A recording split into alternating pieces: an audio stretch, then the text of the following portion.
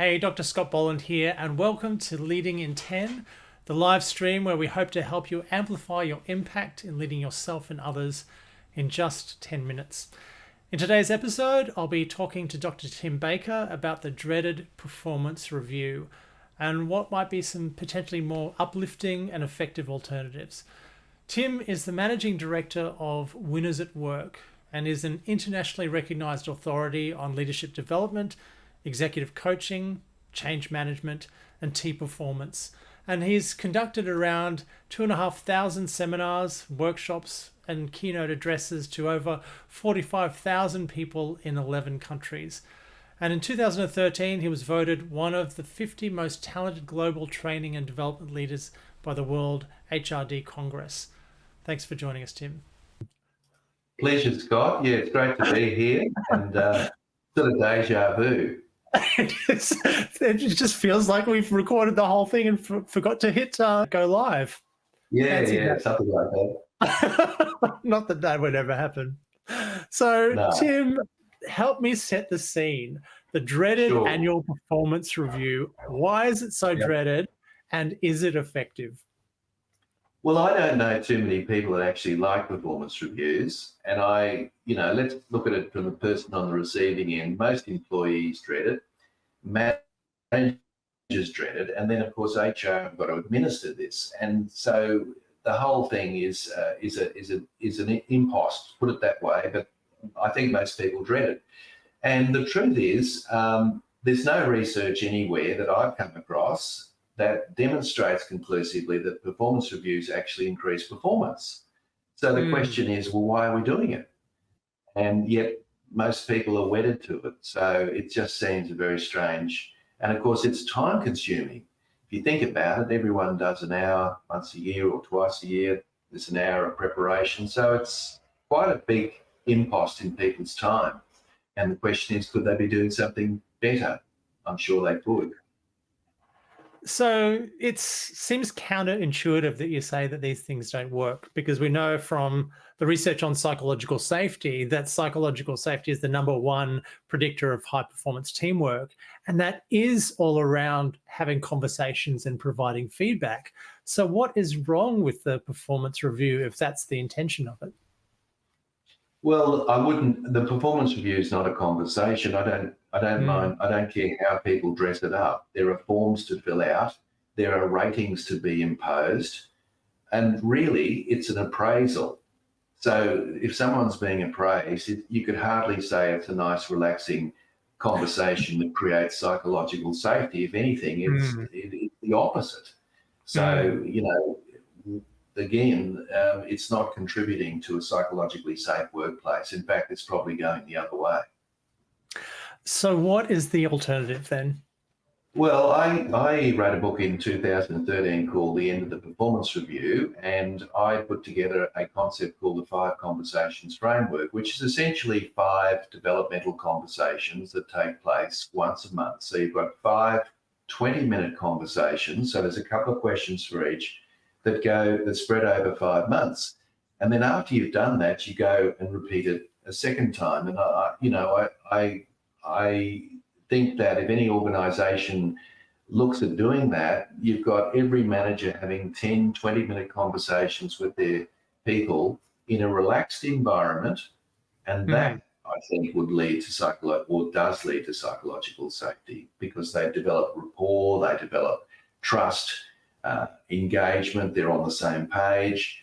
People are actually better off that way. So it's not about having a single end of year event where I just critique your performance. It's about having ongoing conversations that are around development, I guess. Correct. And you use a word that it's an event, whereas these are developmental conversations that are quite relaxed. And so therefore people feel very relaxed. That's been my experience in the process. So if we want to take a look at some of these conversations. Sure. Yeah, so you can see there, as an audience, you can see that on the left-hand side, you've got 5 months, so one a month, and you can see that in the middle, we've got the actual type of conversation. So we've got a climate review conversation up front, which is really nothing to do with the weather. It's everything to do with job satisfaction and morale and communication. And I start that conversation, or I advise people on a scale of 1 to 10, how do you rate your current job satisfaction? Now, we know these things ebb and flow. That's true, but it's a catalyst to start a conversation. And the Yep. person might say 5. And then you say, okay, why 5?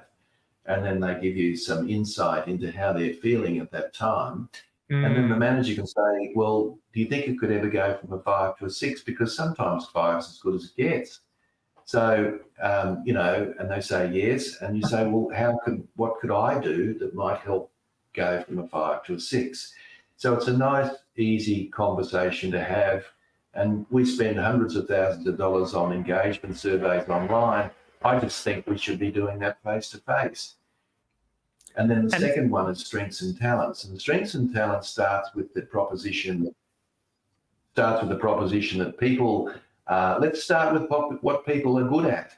And my question there to start the process is, what's the one thing that you enjoy most about the work you're currently doing? Now, hopefully they'll say something, but whatever that is, there's a fairly good chance that there's a correlation between that and what they're good at, because that's what the research shows, that what we enjoy is usually what we're good at. Based on the 3P principle, we practice what we prefer, and we ultimately, therefore, become proficient in it. So start with the strengths, and then we move into opportunities for growth.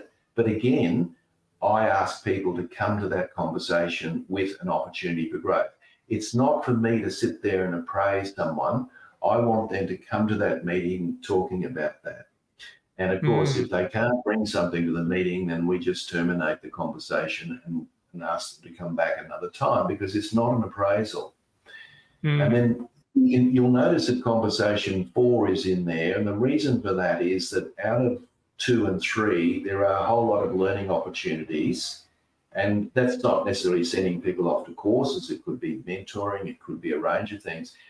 And so, again, HR spends lots of hours doing training needs analyses. Why don't we just talk about it at the coalface? And then 5 is innovation and continuous improvement. And so whereas 4 is about the individual, 5 is about the organisation. And again, I expect people to come to that with something. And it doesn't have to be earth-shattering. It could be, we need a new notice board up here, or maybe we could have a debrief on that project more often. Those are innovations, and they're coming from the actual individual themselves. So in a nutshell, Scott, that's the process. And I can tell you it works really, really well. So just hearing some of these questions, and I think this does fit in very well with psychological safety, because what they say to cultivate psychological safety is it's really about curiosity rather than giving feedback. And it sounds like some of these conversations are turning the tables and sort of saying, as a leader, what can I do differently? Rather than me giving you, my appraisal of your performance, let's understand the system at a greater level of, okay, you're sitting at a 5. What's that telling us out of 10? And what does it tell us about the system that we can make some modifications, rather than me saying it's all your fault? This is what you should be doing better. It sounds like a broader conversation. And probably it's interesting. This might be challenging for some leaders to actually have that curiosity, because I think, as a leader, some people don't want to be criticized.